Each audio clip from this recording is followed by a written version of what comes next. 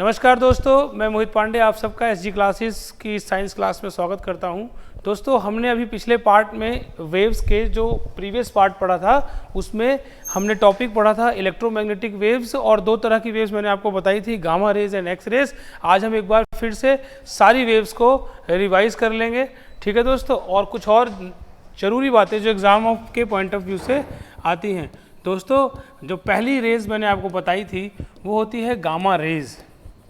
याद रखिएगा दोस्तों कि ये पूछा जाता है, 4 ऑप्शन देकर एग्जाम में आया हुआ है ये क्वेश्चन कि कौन सी वेव, कौन सी तरंग, इनमें से कौन सी तरंग है जिसमें पार्टिकल नेचर नहीं होता, पार्टिकल की फॉर्म में नहीं होती, वह सीधा किरणों की फॉर्म में होती है, रेज की फॉर्म में होती है। तो याद रखिएगा गामा रेज बहुत ही खतरनाक होती है। इसकी पेनिट्रेटिंग पावर यानी भेदन क्षमता किसी भी चीज़ को भेद देती है, ठीक है दोस्तों। भेदन क्षमता सबसे ज़्यादा किसकी होगी? जिसकी वेवलेंथ सबसे कम होगी और फ्रीक्वेंसी सबसे ज़्यादा होगी। तो इसकी खोज की थी दोस्तों, मैंने आपको बताया था हेनरी बैक्यूरेल। दोस्तों, हेनरी बैक्यूरेल ने इसकी खोज की थी। और रेडियो एक्टिविटी की भी खोज किसने की थी? हेनरी बैक्यूरेल ने। रेडियो एक्टिविटी की खोज किसने की थी? रेडियो एक्टिविटी की खोज किसने की थी दोस्तों? वो भी की थी किसने? हेनरी बैक्यूरेल साहब ने।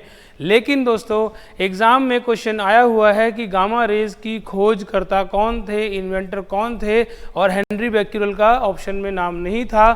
तो आप एक बात याद रखिएगा कि गामा रेज की 1600 में, सन 1600 एडी में किसने खोज की थी?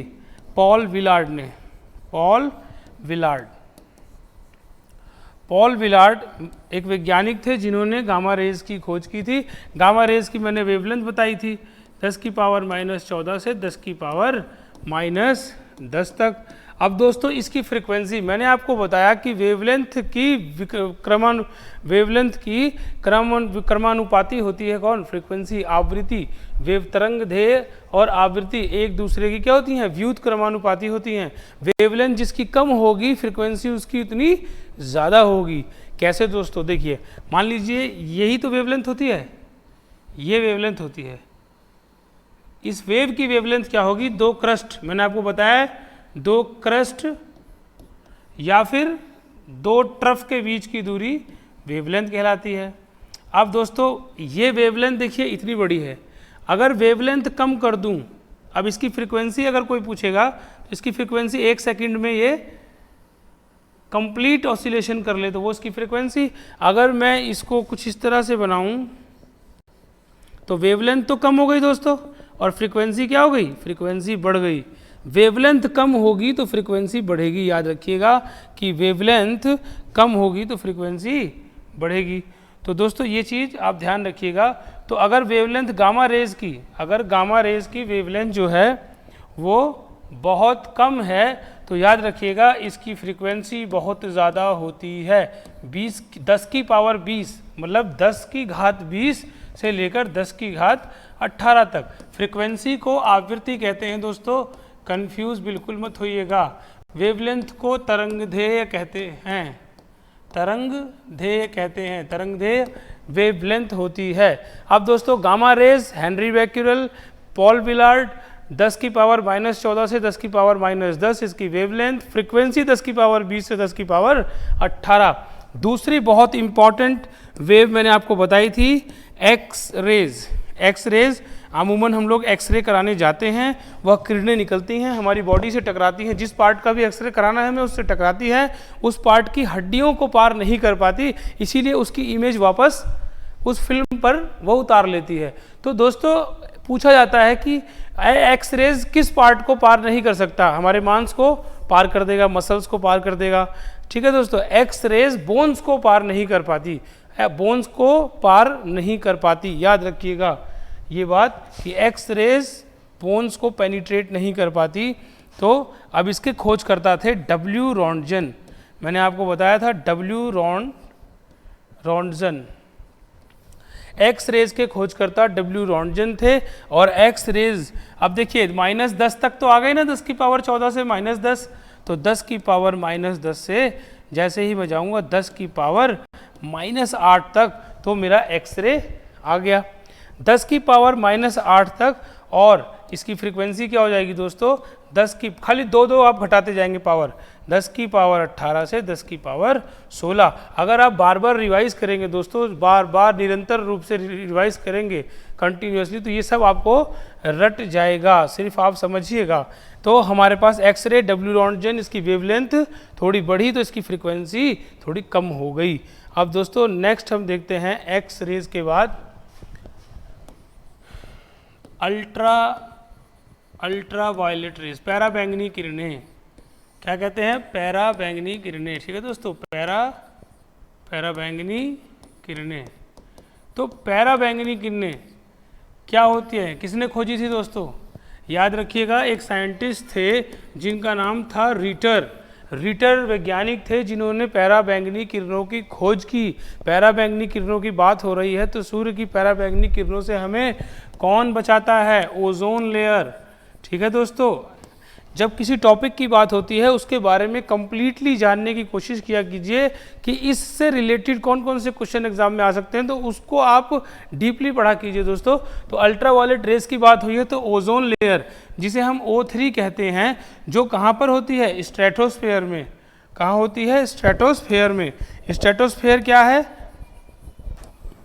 ट्रोपोस्फेयर शोभ मंडल होता है, मंडल है देखो ट्रोपोस्फेयर, और दूसरा जिसे हम कहते हैं स्ट्रेटोस्फेयर, जो दूसरी हमारे वातावरण की वायुमंडल की लेयर है उसी को हम कहते हैं ट्रोपोस्फेयर दूसरी। और यहाँ पर क्या होती है, ओजोन लेयर।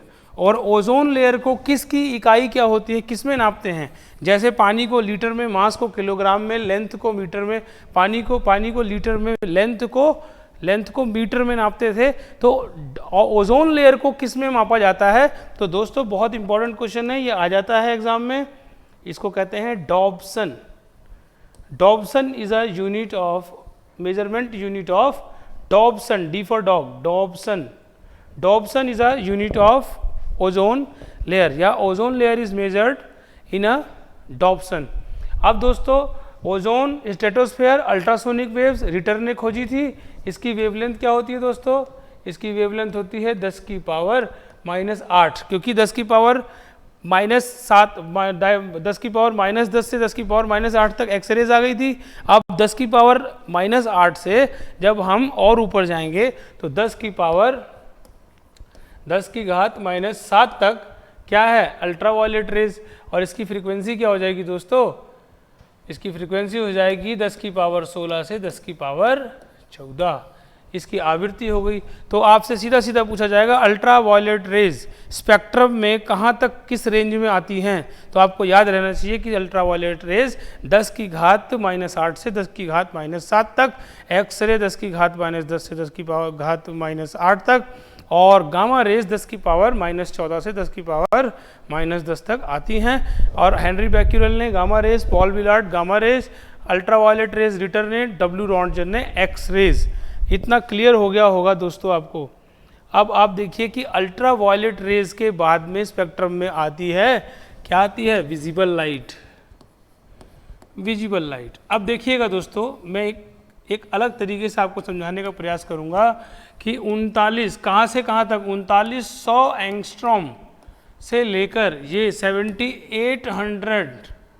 3900 से 7800 एंगस्ट्रॉम के बीच में आती है दोस्तों ये एंगस्ट्रॉम। अब देखना आप कि विजिबल लाइट को बोलते हैं, विजिबल लाइट जो हमें दिखाई पड़ती है, अल्ट्रासोनिक दिखाई नहीं पड़ती, विजिबल वो आ ही नहीं पाती ओजोन लेयर की वजह से नीचे, और विजिबल लाइट जिसके कारण हम वस्तुओं को देख पाते हैं, उसी को हम क्या कहते हैं, विजिबल लाइट।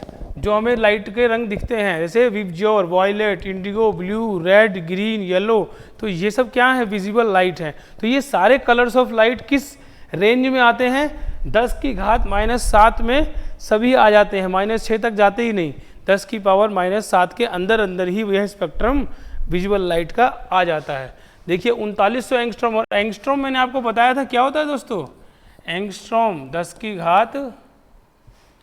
की घात कितना हुआ दोस्तों, 10 की घात -10, एक एंगस्ट्रॉम 10 की घात -10, और 7800, अगर मैं इसे मीटर में कन्वर्ट करूँ एंगस्ट्रॉम को, तो देखिए विजुअल लाइट कहाँ से कहाँ तक, 10 की घात -10, तो अगर मैं इस -10 के इसको नीचे लेके जाऊंगा तो 10 की घात 10 और 3 जीरो काटूँ तो 3.9 इंटू 10 की पावर -7 टू 7.8 इंटू 10 की घात -7।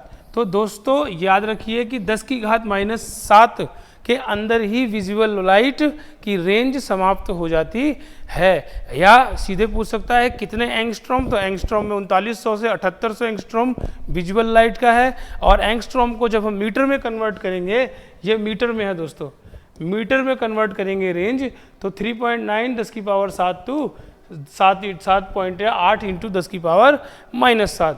अब दोस्तों देखिए आप कि इसकी फ्रीक्वेंसी क्या होगी। तो फ्रीक्वेंसी विजुअल लाइट की क्या होगी, 10 की घात 20 से लेकर 18 तक तो गामा रेज, एक्स रेज आ गई 18 से 16, 16 से 14 आ गई हमारी अल्ट्रा वायलेट। तो विजुअल लाइट इसकी फ्रीक्वेंसी क्या होगी विजुअल लाइट की दोस्तों, विजुअल लाइट की फ्रीक्वेंसी यानी आवृत्ति होगी 10 की घात 14 से लेकर 10 की घात 12 तक। ठीक है दोस्तों, यानी 20 से 18, 18 से 16, 16 से 14, 14 से 12 तक विजिबल लाइट की फ्रीक्वेंसी होगी। देखिए इसकी क्या हो रहा है, वेवलेंथ थोड़ी बढ़ गई तो फ्रीक्वेंसी कम हो गई, फ्रीक्वेंसी क्या हो गई, कम हो गई। अब दोस्तों आप देखिए कि विजिबल लाइट के बाद में हमारे पास स्पेक्ट्रम में आता है, विजिबल लाइट के बाद हमारे पास आता है, विजिबल के बाद इंफ्रारेड रेज। इंफ्रारेड रेज किस रेज के कारण वस्तुएं धूप में गर्म हो जाती हैं, इंफ्रारेड रेज के कारण वस्तुएं धूप में गर्म हो जाती हैं। किन किरणों के कारण, इंफ्रारेड रेज के कारण ही हमें गर्मी महसूस होती है, क्योंकि अल्ट्रा वायलेट तो धरती तक आ ही नहीं पाती, इंफ्रारेड रेज धरती तक आती हैं सूर्य की, और उसी के कारण चीज़ वस्तुएं धूप में गर्म होती हैं। तो इंफ्रारेड जो रेज है दोस्तों, इसकी वेवलेंथ क्या होती है, इसकी वेवलेंथ क्या होती है, इसकी डिस्कवरी किसने की थी, डिस्कवरर कौन है। ठीक है दोस्तों, इसकी फ्रीक्वेंसी क्या है, तो दोस्तों इसकी जो फ्रीक्वेंसी है इंफ्रारेड रेज की वो है 10 की घात -7 से लेकर 10 की घात -3 तक। तो ये हुई मेरी इंफ्रारेड रेज। इसके डिस्कवरर, इसकी फ्रीक्वेंसी को देख लेते हैं दोस्तों एक बार। फ्रीक्वेंसी इसकी होगी 10 की घात 12 टू 10 की घात 10। देखिए दो घात कम होती जा रही है, आपको इस तरह याद करना है। 10 की घात 20 से शुरू हुए थे हम फ्रीक्वेंसी गामा में, दो घात कम होती जा रही है, 18 तक, फिर 16, फिर 14, फिर 12 और ये फिर 10। इंफ्रारेड रेज, इंफ्रारेड की रेज की खोज किसने की थी दोस्तों। दोस्तों एक और चीज़ आप ध्यान रखिएगा कि इसकी खोजकर्ता कौन थे, विजिबल लाइट की डिस्कवरर कौन थे। तो visible light was discovered by, किसने विजिबल लाइट किसने खोजी थी, न्यूटन।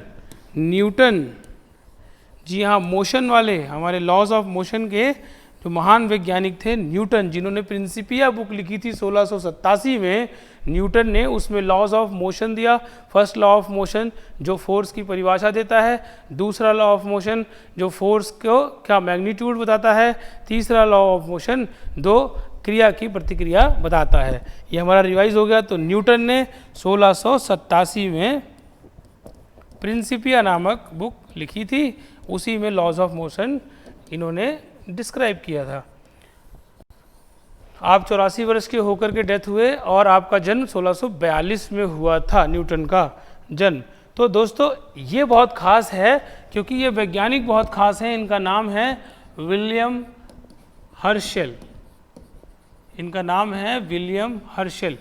दोस्तों ये जो विलियम हर्शेल हैं ये बहुत ही महान वैज्ञानिक हुए, और इन्होंने, विलियम हर्शेल ने क्या किया दोस्तों, ये ई के बजाय इनके नाम में स्पेलिंग में HE आएगा, हर्शेल। हर्शेल ने जब इनकी बात हुई है तो आप जान लीजिए यहाँ इंफ्रारेड रेज समाप्त हुआ। दोस्तों हर्शेल ने यूरेनस की भी खोज की थी, यूरेनस, ठीक है, सातवां प्लैनेट है, 7th प्लैनेट, यूरेनस 7वां प्लैनेट है। थोड़ा इसके बारे में जान लें। कब खोज की थी, 1781 में यूरेनस की खोज की थी। किसने, हर्शेल ने, विलियम हर्शेल ने यूरेनस की खोज की थी। यूरेनस के बारे में जाने कि 97 डिग्री टिल्ट है, 97 डिग्री अपने एक्सिस पर झुका हुआ है। जैसे धरती अर्थ कितनी झुकी हुई है अपने एक्सिस पे दोस्तों? 23.5 डिग्री अपने में जो जियोग्राफिकल एक्सिस है, जो उसके ऑर्बिट है जिसमें पृथ्वी चक्कर लगाती है, तो अपनी जो रोटेशनल एक्सिस है उससे 23.5 डिग्री टिल्ट है। धरती 23.5 डिग्री टिल्ट है और उसी की वजह से दोस्तों मौसम बदलते हैं। क्वेश्चन आता है कि change in weather is due to, मौसमों का परिवर्तन, गर्मी से सर्दी आना, बरसात आना, मौसम का परिवर्तन धरती पे इसलिए होता है क्योंकि वह अपने अक्ष पर 23.5 डिग्री झुकी हुई है। फिर पूछता है कि धरती पर अगर एटमॉस्फेयर ना होता तो दिन क्या हो जाता दोस्तों? दिन छोटा हो जाता, क्योंकि अगर सुबह शाम ना होती, सुबह शाम ना होने पाती, अगर एटमॉस्फेयर ना होता तो दिन छोटा होता। कितना? 4 मिनट छोटा होता दिन, अगर एटमॉस्फेयर धरती पर ना होता। तो दोस्तों धरती की बात कर ली हमने, 23.5 डिग्री टिल्ट है। यूरेनस, ब्लू प्लैनेट भी कहते हैं धरती को, नीला ग्रह, ठीक है दोस्तों,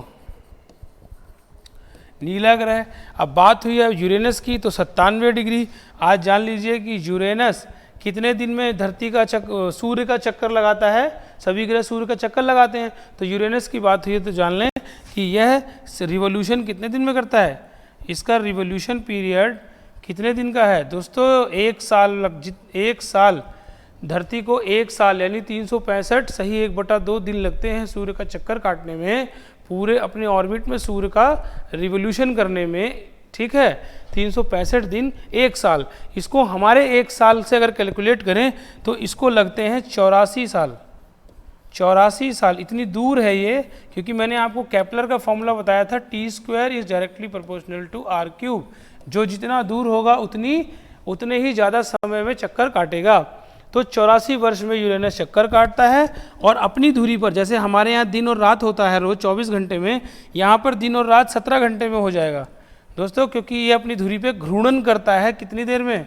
17 घंटे में।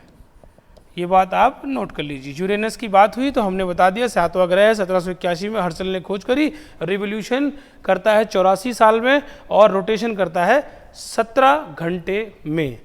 और सबसे जल्दी रोटेशन कौन करता है दोस्तों प्लैनेट? जी हाँ, जुपिटर 10 घंटे में अपनी धुरी पर पूरा चक्कर लगा लेता है। यानी अगर हम जुपिटर पे चले जाएं तो सिर्फ 10 घंटे में दिन और रात दोनों हो जाएगा।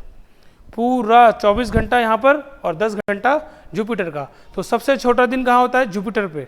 और सबसे बड़ा दिन कहाँ पर होता है दोस्तों? वीनस पे, शुक्र पे, क्योंकि वो 243 दिन में रोटेशन कर पाता है अपने एक्सिस पे। हमारा एक दिन, उसका 243, हमारे 243 दिन और वीनस का एक दिन। तो दोस्तों 243 दिन लगाता है वो अपने एक्सिस पर रोटेट होने में। तो दोस्तों यही कुछ क्वेश्चन है, जब प्लैनेट्स का टॉपिक पढ़ाएंगे तो आपको डीपली इसके बारे में बताया जाएगा।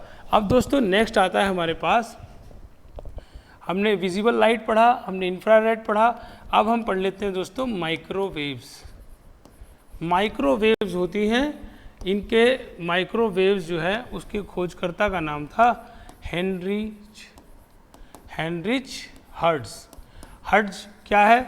हर्ट्ज जिन्होंने फ्रीक्वेंसी की खोज करी और उसकी इकाई को हर्ट्ज बोलते हैं। 5 हर्ट्ज, 50 हर्ट्ज फ्रीक्वेंसी, आवृत्ति की इकाई को हर्ट्ज पे नापा जाता है। हर्ट्ज कहते हैं, यूनिट होती है आवृत्ति की हर्ट्ज। तो माइक्रोवेव की जो वेवलेंथ होती है दोस्तों वो होती है 10⁻³ से 10⁻², ठीक है। और फ्रीक्वेंसी इसकी हो जाएगी 10⁻, इसकी 10⁻10 से लेकर 10⁸ तक। तो फ्रीक्वेंसी 10⁻10 से लेकर 10⁸ तक, ये बिल्कुल सीरियल में आपको रटा हुआ होना चाहिए कि माइक्रोवेव्स 10⁻³ से 10⁻² तक रेंज में लाई करते हैं। अब दोस्तों माइक्रोवेव्स के बाद आता है हमारे पास शॉर्ट रेडियो वेव्स। कभी कभी दोस्तों इसी स्पेक्ट्रम में 10⁻³ से 10⁻1 तक, ये दोनों एक ही आदमी ने खोज की थी। तो radio wave, short radio waves, संचार तरंगे होती है ना दोस्तों, तो लघु संचार तरंगों की खोज भी हेनरिच हर्ट्ज ने की थी। और दोस्तों इसकी रेंज क्या है? 10⁻² से लेकर 1 तक, 10⁻² से लेकर 1 तक। अब हम पॉजिटिव आ गए, पॉजिटिव में पहुंच गए, वेवलेंथ बहुत ज़्यादा हो गई, 1 वेवलेंथ हो गई, 1 मीटर। 1 मीटर वेवलेंथ का मतलब बहुत दूर तक ये जा सकती है। इसीलिए रेडियो वेव देखिए आप आइनोस्फेयर तक जाती हैं, सबसे दूर तक, सबसे दूरतम एक्सोस्फेयर सबसे बाहर है, उसके नीचे आइनोस्फेयर, तो आइनोस्फेयर तक हमारी रेडियो वेव्स जाती हैं। Short radio waves Henry hertz, ठीक है दोस्तों, 10 की घात 8 से 10 की घात 6 तक इसकी फ्रीक्वेंसी होती है। अब दोस्तों लास्ट इलेक्ट्रोमैग्नेटिक वेव जो होती है वो होती है long radio waves. Long radio waves, तो लॉन्ग रेडियो वेव्स क्या होती है दोस्तों, इसकी खोज किसने करी थी, इसकी खोज की थी मार्कोनी ने। मार्कोनी ने। एक चीज़ ध्यान रखना दोस्तों, रेलवे में बार बार आता है कि बेतार संचार प्रणाली की खोज किसने की थी, वायरलेस सिस्टम की खोज किसने की थी, तो वो भी इन्हीं के नाम है, वायरलेस, बिना तार के बातें करना। वायरलेस सिस्टम की खोज किसने की थी, बिना तार के बातें करने की खोज की थी हमारे मार्कोनी जी ने।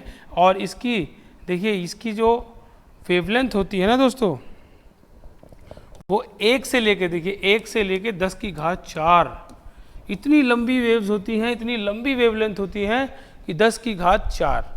तो दोस्तों यहाँ तक कंप्लीट हुआ हमारा इलेक्ट्रोमैग्नेटिक वेव्स। इसकी फ्रीक्वेंसी लिख लीजिए आप, 10 की घात 6 से लेके 10 की घात 4 तक। देखिए फ्रीक्वेंसी घटती जा रही है, वेवलेंथ बढ़ती है। तो दोस्तों ये हुई बात हमारी इलेक्ट्रोमैग्नेटिक वेव्स की।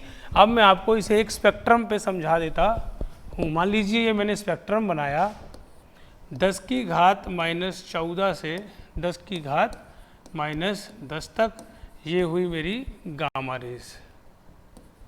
ऐसे ही आप याद करेंगे गामा रेज। तो यहाँ पे लिखेंगे हम वेवलेंथ, ठीक है दोस्तों, और यहाँ लिखेंगे हम फ्रीक्वेंसी नीचे। अब 10 की घात -14 से 10 की घात -10, तो ये हो गया 10 की घात 20 से लेके 10 की घात 18 तक। अब दोस्तों गामा रेज के बाद में मेरे पास आ गया x raise.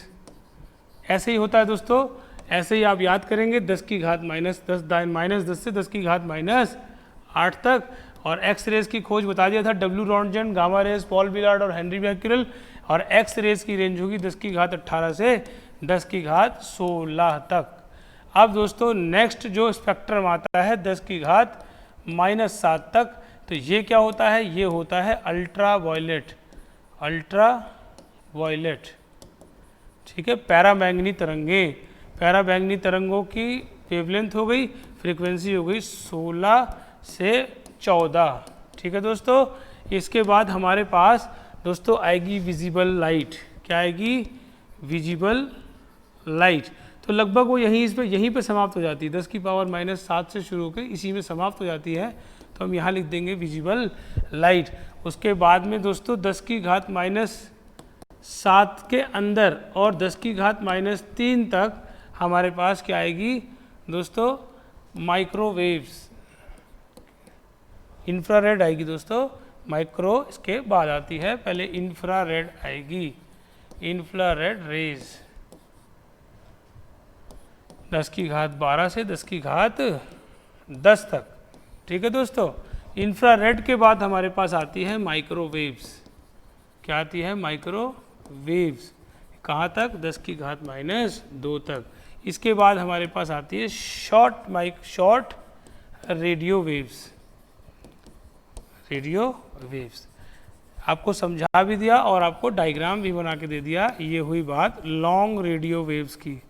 Long radio waves 10 की घात -2 से 10 की घात आप समझिए 1 तक, और ये 10 की घात 4 तक। 10 की घात 4, 1 से लेके 10 की घात दोस्तों 4 तक।